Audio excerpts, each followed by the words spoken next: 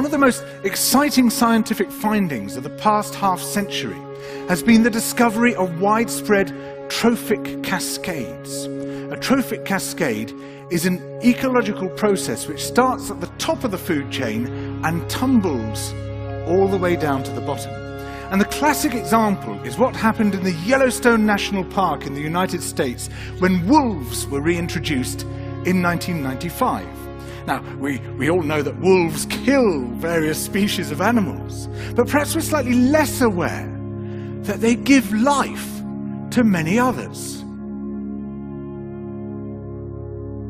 Before the wolves turned up, they'd been absent for 70 years, but the numbers of deer, because there was nothing to hunt them, had built up and built up in the Yellowstone Park, and despite efforts by humans to control them, they'd managed to reduce much of the vegetation there to almost nothing. They'd just grazed it away.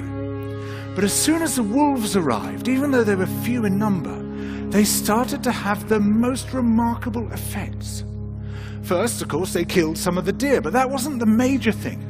Much more significantly, they radically changed the behavior of the deer. The deer started avoiding certain parts of the park, the places where they could be trapped most easily, particularly the valleys and the gorges. And immediately those places started to regenerate. In some areas, the height of the trees quintupled in just 6 years.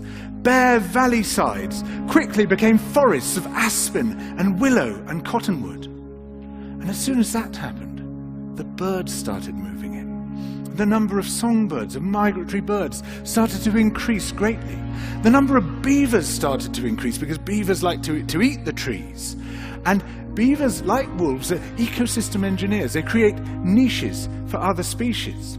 And the dams they built in the rivers provided habitats for otters and muskrats and ducks and fish and reptiles and amphibians.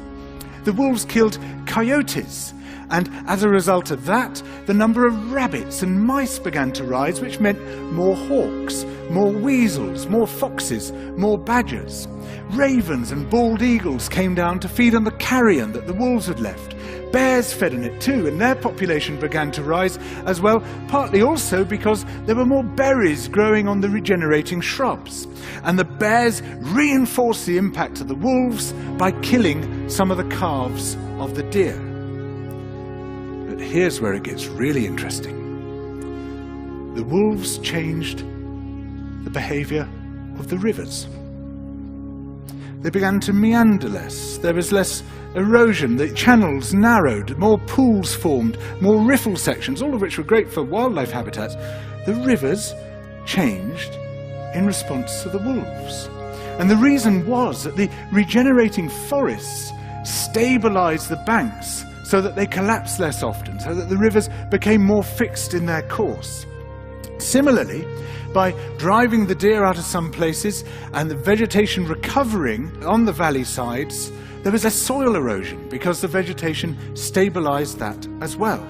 So the wolves, small in number, transformed not just the ecosystem of the Yellowstone National Park, this huge area of land, but also its physical geography.